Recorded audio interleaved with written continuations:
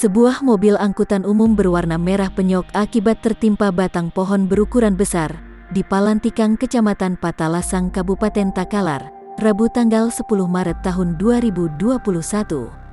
Akibatnya sopir angkutan umum meninggal akibat peristiwa tersebut. Kapolsek Patalasang, AKP Camiseng membenarkan peristiwa tersebut.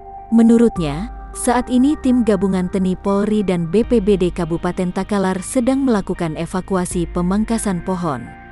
Korbannya seorang sopir angkutan umum. Sementara evakuasi, pohonnya besar jadi agak susah evakuasi, katanya. Kata dia, korban adalah seorang sopir angkutan umum.